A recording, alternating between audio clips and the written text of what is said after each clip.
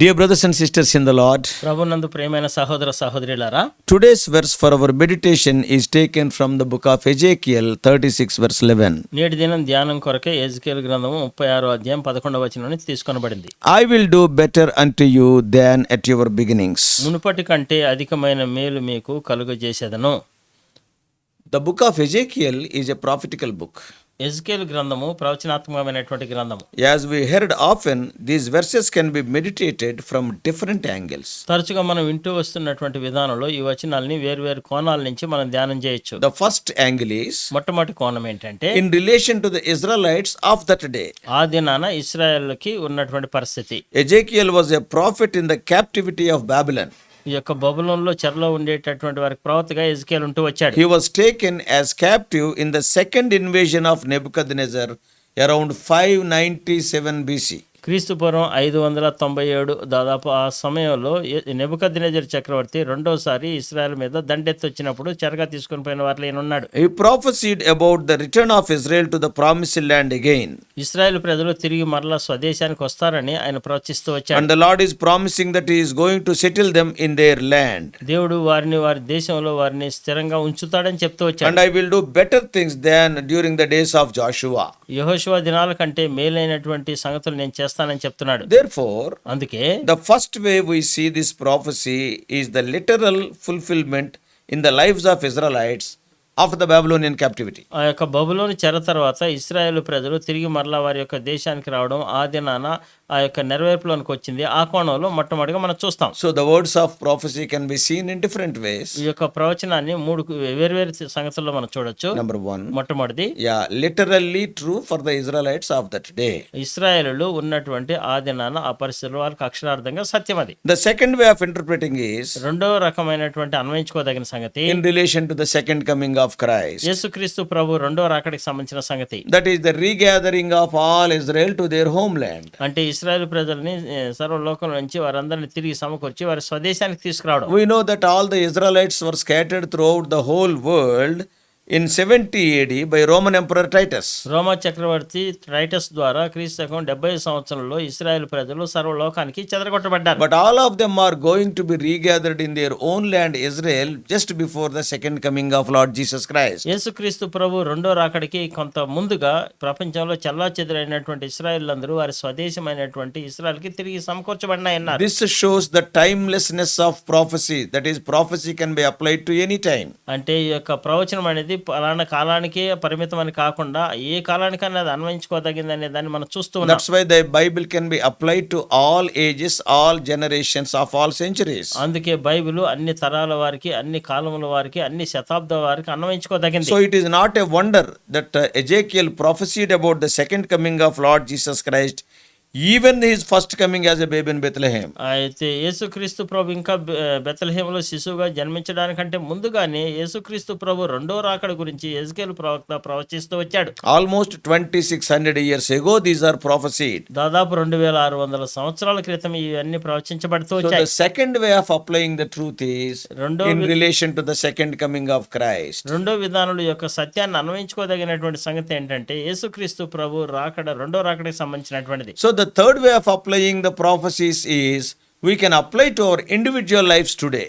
అంటే మూడో సంగతి, మూడో కోణంలో మనం ఈ యొక్క ప్రవచనాన్ని అన్వయించుకోదగినటువంటి సంగతి ఏంటంటే ఈ దినాల్లో మన జీవితాల్లో మనకి Personal lives. వ్యక్తిగత జీవితాల్లో When we go astray, మనము తప్పిపోయినప్పుడు, when we become captives మన చెరలోకి పోయినప్పుడు, to some habit or something like that, ఏదో ఒక అలవాటు కానీ ఏదో ఒక పరిస్థితి కానీ, if we repent for our failures, మన యొక్క తప్పిదాలు బట్టి మనం పశ్చాత్తాపడినప్పుడు God will regather us or God will restore us. దేవుడు మళ్ళా మనల్ని తిరిగి సమకూరుస్తాడు, తిరిగి మళ్ళా ఆయన దగ్గర రప్పిస్తాడు. Undoubtedly he will chasten us, but he never leaves us permanently. అయితే నిస్సందేహంగా ఆయన మనల్ని గద్దిస్తాడు, శిక్షిస్తాడు, కానీ అయితే మనల్ని శాశ్వతంగా ఆయన He is విడిచిపెట్టాడు. our loving Father. ఆయన మన ప్రేమ కలిగిన So తండ్రి. prophecies can be applied in three ways. ఈ యొక్క ప్రవచనాల్ని మూడు కోణాల్లో, మూడు విధాల్లో అన్వయించుకోవచ్చు. Past for the Israelites literally, గతంలో చూస్తూ వచ్చినట్లయితే ఇశ్రాయేలుకి అక్షరాల వారికి నెరవేర్పులోకి తెచ్చాడు. present to our personal lives, ప్రస్తుతం మన యొక్క వ్యక్తిగత జీవితంలో మనకు వ్యక్తిగతంగా, future that is for the second coming of Christ. భవిష్యత్తులో అంటే యేసుక్రీస్తు ప్రభు రెండో రెండో రాకడికి సంబంధించింది. So coming to the literal interpretation of that day,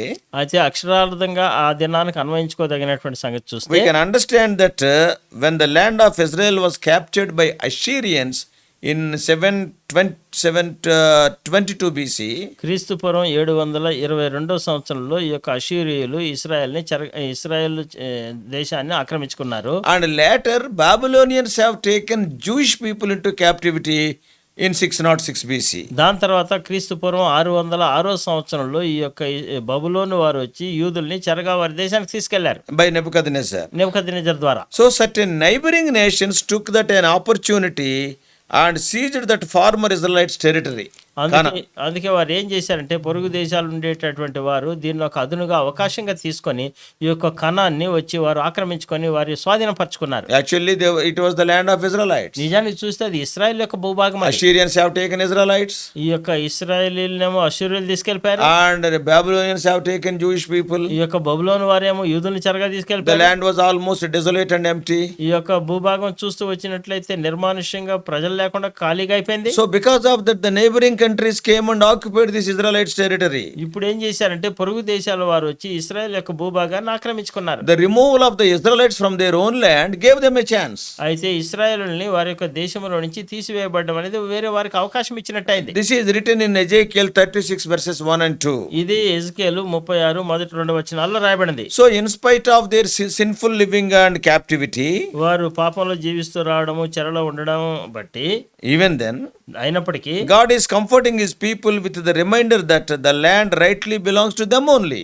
తర్వాత దేవుడు వారికి జ్ఞాపకం చేస్తూ వస్తున్నాడు ఈ యొక్క భూభాగం ఖచ్చితంగా వారికే చెందిందని. And promises that he will not tolerate such occupation by the enemies. అయితే శత్రువులు ఆ విధంగా వచ్చి తనకి ప్రజలకు ఇవ్వబడినటువంటి భూభాగాన్ని ఆక్రమించుకోవడానికి దేవుడు ఏమాత్రం సహించలేడని. That's what we read in 36 chapter verses 3 to 5. అదే 36 అధ్యాయం 3 నుంచి 5 వచనాలు మనం అదే చదువుతాం. In verses 6 and 7, 6-7 వచనాల్లో the Lord is promising to deal with the enemies. ఆ యొక్క శత్రువుల్ని సంధించే విషయంలో దేవుడే జోక్యం చేసుకుంటున్నాడు. And having dealt with their enemies, ఆ యొక్క వారి శత్రువులతో ప్రభు సంధించిన తర్వాత God wants to bring the people of Israel back to their former territory. అయితే దేవుని ప్రజలైనటువంటి ఇశ్రాయేలుని తిరిగి వారి యొక్క స్వస్థలమైనటువంటి వారి భూభాగానికి తిరిగి తీసుకొని వస్తాడు. The desert land will be repopulated. ఆ యొక్క ఎడారి ప్రదేశం అనేటటువంటిది మరలా జనాలతో నింపబడతాయి. And the cities will be built. మరలా పట్టణాలు కట్టబడతాయి. And the farm and the pasture lands will again become productive. ఇంతకు ముందు బంజరు భూముల్లాగా ఉన్నటువంటివి అన్ని కూడా మరలా ఇప్పుడు ఎంతో వ్యవసాయానికి సేద్యానికి అనుకూలంగా ఉండి ఎంతో ఉత్పత్తినిస్తాయి. And although the flocks and the herds will increase, that is verses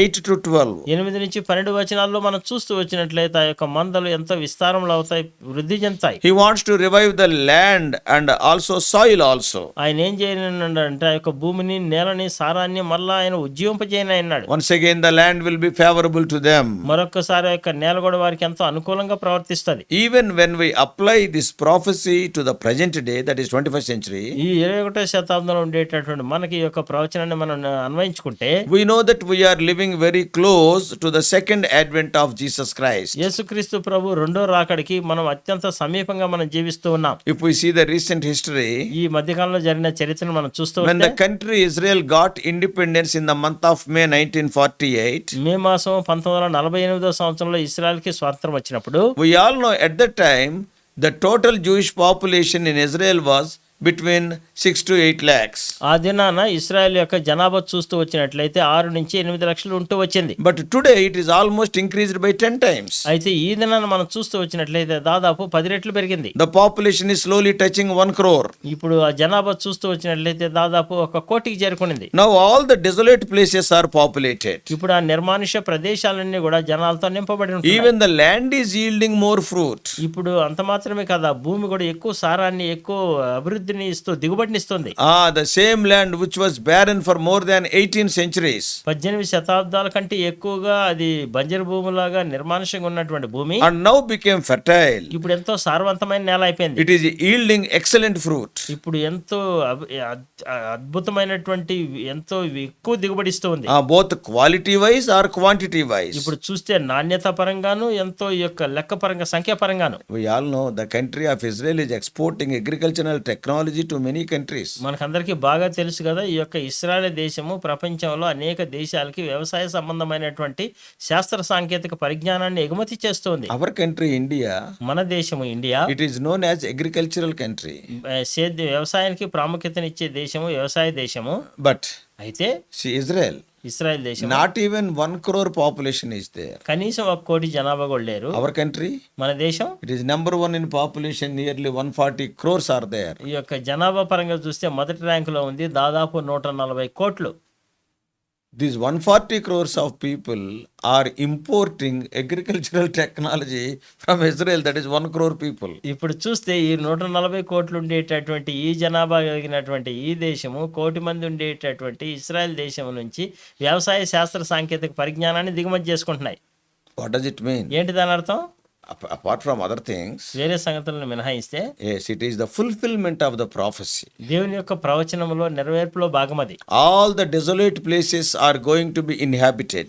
ఈ యొక్క నిర్మానుష ప్రదేశాలన్నీ కూడా జనాలతో నింపబడతాయి. People who are scattered throughout the whole world in 70 AD, క్రీస్తు శకం 70 సంవత్సరాల్లో ప్రపంచమంతా చల్లా చెదురైపోయిన ప్రజలు they started returning to their own land after 18.5 centuries. 18.5 శతాబ్దాల తర్వాత వారి సొంత దేశానికి వారు తిరిగి వస్తూ ఉన్నారు. If you visit the country Israel today, ఈ దినాన మీరు ఇశ్రాయేల్ దేశాన్ని మీరు దర్శిస్తే surely you can see the fulfillment of these prophecies, as the waste places and mountains are filled with people. ఈ దినాన ఈ యొక్క ప్రవచనాల్లో నెరవేర్పుని మీరు చూస్తూ వస్తారు. ఎంతో నిర్మానుష్యంగా, ఖాళీగా, వ్యర్థంగా ఉండేటటువంటి ప్రదేశాలు, కొండలు ఇవన్నీ కూడా జనాలతో నింపబడుతూ ఉన్నాయి. As they have built so many cities, ఈ దినాన అనేక పట్టణాలు వారు అక్కడ కడుతూ as వచ్చారు. they have planted so many beautiful orchards and cultivated the fields, ఈ దినాన వారు ఎంతో చక్కటి పంటలు వేసి, నాట్లు నాటి ఎంతో చక్కటి ఫలాలు వారు పండిస్తూ వచ్చారు. this land that was laid waste and desolate for many centuries has now been reclaimed. ఎన్నో శతాబ్దాలుగా వ్యర్థంగా ఉంటూ వచ్చి నిర్మానుష్యంగా, ఖాళీగా, బంజరుగా ఉన్నటువంటిది ఎన్నో ఫలాలు ఇస్తుంది. ఇప్పుడు The marshy valleys have been drained and have become very fertile. అయితే మార్ష్ లోయలు అనేటటువంటి ఎంతగానో అవి నిర్మానుష్యంగా ఉండి ఎండిపోయినటువంటివి ఈ దినాన్ని ఎంతో సారవంతమైనవి అయిపోయినాయి. You can see fruit yielding fields everywhere. అక్కడ చూస్తే ఎన్నో ఫలాలు ఇచ్చేటటువంటి పంటలు మనం చూడొచ్చు అక్కడ. It is overwhelming to see the present Israel having Exodus 36 chapter in our hands. మీ యొక్క నిర్గమకాండం 32వ అధ్యాయం, Ezekiel ఎజికేలు 32వ అధ్యాయం, 36. 36వ అధ్యాయంలో రాయబడిన సంగతులు మనం చూస్తూ వచ్చినట్లయితే, ఇజ్రాయెల్ గురించినటువంటి సంగతులు మనం చూస్తే మనం ఎంతో ఆశ్చర్యానికి గురవుతాం. Keep Ezekiel 36 in your hand ఎజికేలు 36వ అధ్యాయం మీ చేతిలో పట్టుకొని and see the land of Israel. ఇప్పుడు ఇజ్రాయెల్ దేశాన్ని మీరు చూడండి. Oh, it ఒకసారి. is amazing, what a fulfillment of the word of God. ఎంత అద్భుతం, ఆశ్చర్యం అనిపిస్తుంది. దేవుని యొక్క ప్రవచనం ఎంత అద్భుతంగా నెరవేర్పులోనికి In వచ్చింది. this chapter, ఈ అధ్యాయంలో God is telling the reason why the land became desolate for so long. ఎందుకు ఎంతో కాలంగా ఆ యొక్క భూమి నిర్మానుష్యంగా ఉంటూ వచ్చిందని. It is because they defiled it by their own ways and by their own doings. వారి సొంత మార్గాల ద్వారా, వారి సొంత క్రియల ద్వారా వారు దాన్ని అపవిత్రం చేస్తూ వచ్చారు. Their uncleanness brought the wrath of God. వారి యొక్క అపవిత్రత అనేది దేవుని యొక్క ఉగ్రతను కుమ్మరించే, And their idol worship became the reason for his fury. వారి యొక్క విగ్రహారాధన దేవుని యొక్క ఉగ్రతను కుమ్మరించేటట్టు చేసింది. They polluted the land with idols. వారు ఏం చేశారంటే ఆ భూభాగాన్ని అంతటిని విగ్రహాలతో కాలుష్యం So చేసేసారు. God judged them and scattered them. దేవుడు వారికి ఎంతగానో తీర్పు తీర్చాడు. దేవుడు వారిని చెల్లాచెదురుగా చెదరగొట్టేశాడు. They were dispersed throughout the whole globe.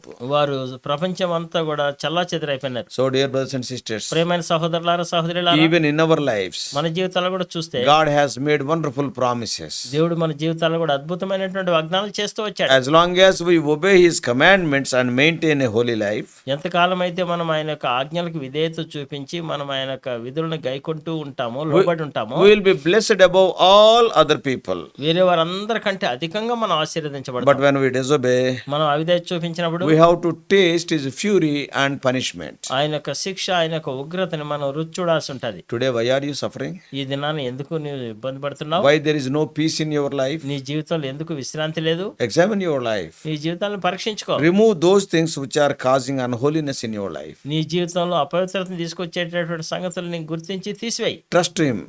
ఆయన యందు నమ్మిక ఉంచు. Turn to him. ఆయన వైపే తిరుగు. He will restore you. ఆయన నిన్ను తిరిగి సమకూరుస్తాడు. Then once again you can enjoy the choicest blessings of God. అప్పుడు దేవుని యొక్క ఎంపికలు, దేవుని యొక్క ఆశీర్వాదాలు నీ మీద కుమ్మరించబడ్డం నువ్వు చూసి అనుభవించి ఆనందిస్తావు. May God help you. దేవుడు మీకు సహాయం చేయను గాక. Let us pray. ప్రార్థన చేసుకుందాం. loving Heavenly Father. ప్రేమ కలిగిన మా పరలోకపు తండ్రి, What a wonderful chapter, Ezekiel chapter 36. ఎంత అద్భుతమైనటువంటి అధ్యాయం ఎజికేలు 36వ అధ్యాయం. What is going to happen in future, O Lord, the prophet has written 2600 years ago. 2600 సంవత్సరాల క్రితమే భవిష్యత్తులో ఏం సంభవించబోతుందనే సంగతులను ప్రవక్త ముందుగానే రాయించి ఉంచాడు. Nowadays we are seeing the fruitfulness of those promises. ప్రభా, ఈ దినాన యొక్క ప్రవచనాలు ప్రభా ఎంతో అద్భుతంగా నెరవేర్పులోనికి రావడం, ఫలాలు ఇవ్వడం మేము చూస్తున్నాం. The land of Israel is in number 1 position. Israel యొక్క దేశము ఎంతగానో ప్రపంచంలో మొదటి ర్యాంకులో ఉంది. Lord, we can see thy hand, O Lord, in their lives. ప్రభా, వారి జీవితాల్లో నీ యొక్క హస్తాన్ని మేము చూస్తున్నాం. Help us to be like that. ప్రభా, మేము కూడా ఆ విధంగా ఉండడానికి Even సహాయం in our personal lives. మా వ్యక్తిగత జీవితాల్లో కూడా By being restored from our fallen nature. మా యొక్క పడిపోయినటువంటి పరిస్థితుల నుంచి తిరిగి సమకూర్చబడే విధానంలో Lord, we may bring forth fruit 30-fold, 60-fold, 100-fold. ప్రభా, మేము 30 60 100 ఫలం తీసుకొచ్చే వారిగా చేయండి. Speak to us, O Lord. ప్రభా, మాతో మాట్లాడండి. Thank thee for the history of this world. ప్రభా, ఈ లోకం యొక్క చరిత్రను బట్టి నీకు వందనాలు. Thank thee for the history of the Israelites. ప్రభా, ఇశ్రాయేలు చరిత్రను బట్టి నీ కృతజ్ఞతలు. It is a great encouragement, source of encouragement to us. ప్రభా, మాకు అది ఎంతగానో గొప్ప ప్రోత్సాహాన్ని ఇచ్చేదిగా ఉంటుంది నాయన. Speak to us more and more. ప్రభా, మాతో అధికంగా మాట్లాడిన నాయన. We do pray in the mighty name of our Lord and Savior Jesus Christ. మా రక్షకుడైనటువంటి యేసుక్రీస్తు ప్రభు నామములోనే ప్రార్థించి వేడుకుంటున్నాము తండ్రి. Amen. Amen.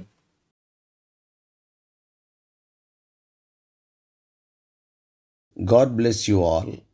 Please subscribe for more spiritual messages to the YouTube channel John Victor Telugu Messages.